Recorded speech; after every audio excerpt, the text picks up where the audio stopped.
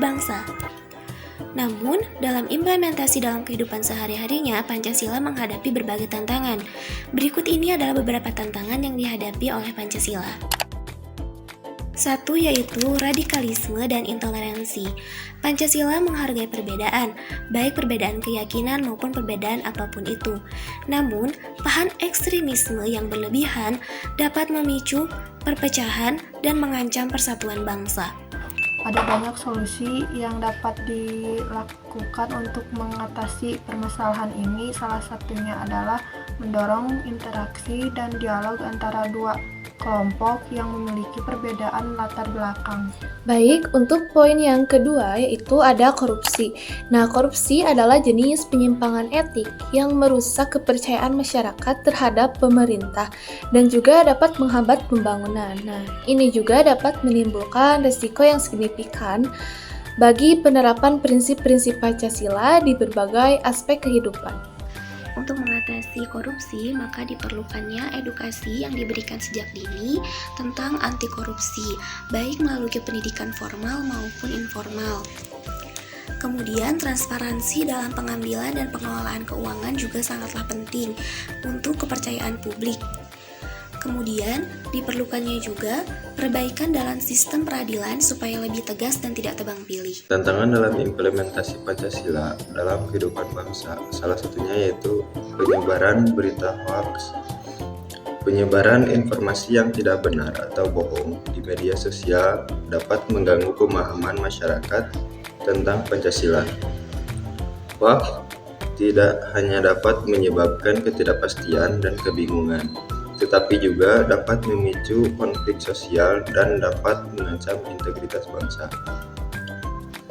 Selain itu, berdampak dapat mengganggu proses demokrasi. Hoaks mempengaruhi opini publik dan mengganggu proses demokrasi, dan juga kestabilan politik terganggu. Kautsar akan membacakan tentang gimana sih solusi perihal nomor 3, yaitu globalisasi cenderung mendorong sikap individualisme di masyarakat yang bertentangan dengan prinsip gotong royong Pancasila. Yang pertama mungkin adanya pendidikan dan kesadaran. Pertama itu pendidikan karakter, integrasikan nilai-nilai Pancasila dan gotong royong dalam kurikulum pendidikan formal dan non-formal. Yang kedua, kampanye kesadaran. Lakukan kampanye kesadaran melalui media sosial, media massa, dan kegiatan komunitas untuk mengingatkan pentingnya solidaritas sosial. Yang ketiga, adanya pengembangan budaya, yaitu dorong pengembangan budaya atau tradisi yang mengajarkan nilai-nilai yang dimana di dalam itu mengandung arti gotong royong atau kerjasama. Kemudian ada pengembangan komunitas. Yang pertama ada program komunitas, yang kedua pembangunan infrastruktur, yang ketiga adanya jaringan komunitas. Yang keempat kebijakan dan regulasi. Yang pertama adanya kebijakan sosial. Buat kebijakan sosial yang mengandung atau yang mendukung solidaritas sosial seperti program bantuan sosial dan perlindungan hak-hak warga. Yang kedua adanya regulasi bisnis. Buat regulasi bisnis yang mengatur praktek bisnis yang etis dan tanggung jawab sosial. Yang ketiga, pengawasan dan evaluasi. Lakukan pengawasan evaluasi terhadap kebijakan dan regulasi untuk memastikan efektivitasnya. Kemudian adanya peningkatan partisipasi. Yang pertama adanya partisipasi masyarakat, yang kedua pengembangan kapasitas, yang ketiga adanya pengakuan dan penghargaan. Yang terakhir, teknologi dan informasi. Yang pertama, penggunaan teknologi. Manfaatkanlah teknologi yang ada atau memanfaatkan teknologi yang memfasilitasi komunikasi, kolaborasi, dan solidaritas. Yang kedua, informasi dan edukasi. Berikan informasi dan edukasi tentang pentingnya solidaritas dan kolaborasi melalui media digital. Yang ketiga, platform kolaborasi.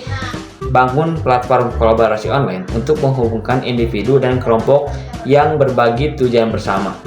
Dengan implementasi solusi tersebut, diharapkan solidaritas sosial dan kolaborasi dalam masyarakat dapat dipertahankan dan ditingkatkan, sehingga mengurangi dampak negatif globalisasi yang mendukung individualisme dalam masyarakat. Mungkin itu saja pemaparan solusi dari saya. Mohon maaf apabila ada salah-salah kata. Individualisme, globalisasi cenderung mendorong sikap individualisme di masyarakat yang yang bertentangan dengan prinsip gotong royong Pancasila.